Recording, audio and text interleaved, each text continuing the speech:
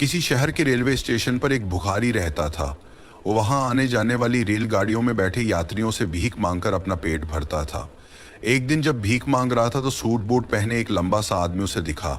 उसने सोचा कि यह आदमी बहुत अमीर लगता है, उससे भी मांगने पर यह मुझे ज़रूरत अच्छे पैसे देगा। उस लंबे आदमी से भीख मांगने लगा। बुखारी को देखकर उस लंबे आदमी ने कहा, तुम हमेशा मांगते ही रहते हो, क्या कभी किसी को कुछ देते भी हो? बुखारी बोला, साहब मैं तो बुखारी हूँ, हमेशा लोगों से मांगते ही रहता हूँ, मेरी इतनी औकात कहाँ कि किसी को कुछ दे सकूं। लंबा आदमी बोला, जब किसी को कुछ दे नहीं सकते तो तुम्हें मांगने का भी कोई हक नहीं है। मैं एक व्यापारी हूँ और लेन देन में ही यकीन करता हूँ। अगर तुम्हारे पास मुझे कुछ देने को हो तभी मैं तुम्हें बदले में कुछ दे सकता हूँ। इतना कहने के बाद वो लंबा आदमी ट्रेन में बैठकर चला गया। उधर भिखारी उसकी कही गई बात के बारे में सोचने लगा। इस लंबे आदमी की कही गई बात उस भिखारी के दिल में उतर गई। वो सोचने लगा कि शायद मुझे भीख में ज्यादा पैसा उसीलिए नहीं मिलता क्योंकि मैं उसके बदले में किसी को कुछ दे नहीं पाता हूँ, लेकिन मैं तो भिखारी हूँ, किसी को कुछ देने लायक भी नहीं हूँ। लेकिन कब तक मैं लोगों को बिना कुछ दिए केवल मांगता ही रहूंगा? बहुत सोचने के बाद इस भिखारी ने फैसला किया कि जो भी व्यक्ति उसे भीख देगा उसके बदले में वो भी उसको कुछ जरूर देगा। लेकिन अब उसके दिमाग में ये चल रहा था कि वो खुद भिखारी है तो भीख के बदले में वो दूसरों को क्या दे सकता है। इस बात को सोचते हुए 2 दिन हो गए, लेकिन उसे अपने सवाल का कोई जवाब नहीं मिला था। तीसरे दिन जब स्टेशन के पास बैठा हुआ था तभी उसकी नज़र कुछ फूलों पर पड़ी जो स्टेशन के इस पास के पौधों पर खुल रहे थे। उसने सोचा, क्यों ना मैं लोगों को भीख के बदले कुछ फूल दे दिया करूं। उसको अपना ये विचार अच्छा लगा और उसने वहां से कुछ फूल तोड़ लिए। अब ट्रेन में भीख मांगने पहुंचा। अब जब भी कोई उसे भीख देता तो उसके बदले में वो भीख देने वाले को कुछ फूल दे देता। इन फूलों को लोग खुश होकर अपने पास रख लेते थे। अब भिखारी रोज फूल तोड़ता और भीख के बदले में इन फूलों को लोगों में बांट देता था। कुछ ही दिनों में उसने महसूस किया कि अब उसे बहुत ज़्यादा लोग भीख देने लगे हैं। वो इस स्टेशन के पास के सभी फूलों को तोड़ लाता था। जब तक उसके पास फूल रहते थे तब तक उसे बहुत से लोग भीख देते थे, लेकिन जब फूल बांटते बांटते ख़त्म हो जाते तो उसे भीख भी नहीं मिलती थी। अब रोज़ ऐसा ही चलता रहा। एक दिन जब भीख मांग रहा था तो उसने देखा कि वही लंबा आदमी ट्रेन में बैठा है जिसकी वजह से उसे भीख के बदले फूल देने का ऑडियो मिला था। वो एक फौरी इस आदमी के पास पहुंच गया और भीख मांगते हुए बोला, आज मेरे पास आपको देने के लिए कुछ फूल हैं, अब मुझे भीख दीजिए तो बदले में मैं आपको कुछ फूल दूंगा। उस लंबे आदमी ने उसे भीख के रूप में कुछ पैसे दे दिए और भिखारी ने कुछ फूल उसे दे दिए। इस लंबे आदमी को यह बात बहुत पसंद आई। वो बोला, वाह क्या बात है, आज तुम भी मेरी तरह एक व्यापारी बन गए हो। इतना कहकर फूल लेकर वो लंबा आदमी अपने स्टेशन पर उतर गया। लेकिन इस लंबे आदमी की दोबारा कही गई बात एक बार फिर से उस भिखारी के दिल में उतर गई। वो बार बार उस लंबे आदमी के दोबारा कही गई बात के बारे में सोचने लगा और बहुत खुश होने लगा।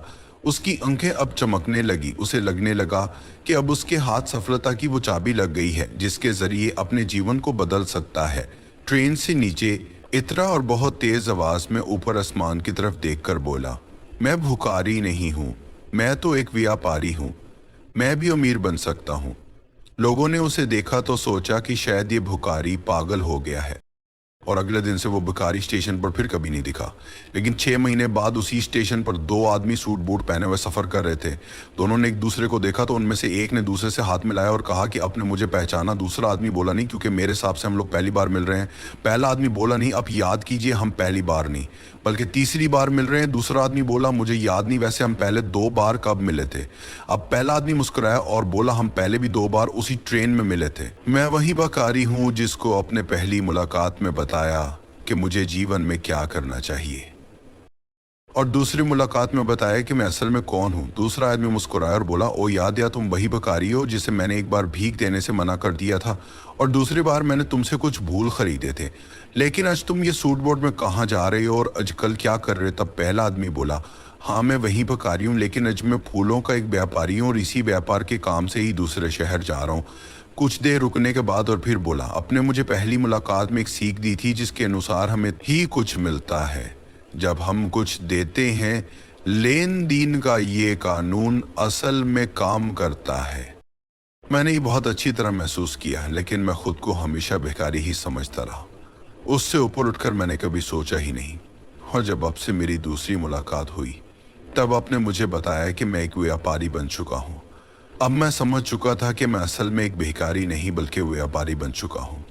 मैंने समझ लिया था कि लोग मुझे इतनी भीख क्यों दे रहे, क्योंकि वो मुझे भीख नहीं दे रहे थे, बल्कि उन फूलों का मोल ले चुका रहे थे। सभी लोग मेरे फूल खरीद रहे थे, क्योंकि इससे सस्ते फूल उन्हें कहाँ मिलते। मैं लोगों की नज़रों में एक छोटा व्यापारी था, लेकिन मैं अपनी नज़रों में एक बुखारी ही था। अब के बताने पर मुझे समझ ही गया कि मैं एक छोटा व्यापारी हूँ। मैंने ट्रेन में फूल बांटने से जो पैसे इकट्ठे किए थे, उनसे बहुत से फूल खरीदे और फूलों का व्यापारी बन गया। यहाँ के लोगों को फूल बहुत पसंद है और उनकी इसी पसंद ने मुझे उस फूलों का एक बहुत बड़ा व्यापारी बना दिया। दोनों व्यापारी अब खुश थे और स्टेशन होने पर साथ उतरे और अपने अपने व्यापार की बात करते हुए उगे बढ़ गए। दोस्तों, इस कहानी से हमें बहुत कुछ सीखने को मिलता है। कहानी में लंबा आदमी गिव एंड टेक के नेम को बहुत अच्छी तरह जानता था।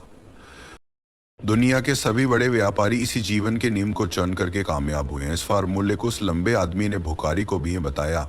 भुखारी ने इस नियम को अपना लिया और उसका असर उसके जीवन में साफ दिखाई देने लगा। इसने अपनी सोच बदली और उसकी जिंदगी बदल गई। ये कहानी हमें बताती है कि हम अपनी सोच बदल लें तो कुछ भी हासिल किया जा सकता है। ये भी हम खुद को छोटा समझते रहेंगे तो हम हमेशा छोटे ही बने रहेंगे। बड़ा बनने के लिए हमें अपनी सोच को बदलना होगा और खुद के बारे में बड़ा सोचना होगा। कहानी का मकसद ये है कि कामयाबी आपकी सोच में छुपी होती है। खुद का आम इंसान की जगह ये अपनी सोच को बड़ा बनाइए और देखिए कैसे अब कामयाबी की शक्ल पर पहुंच जाते हैं।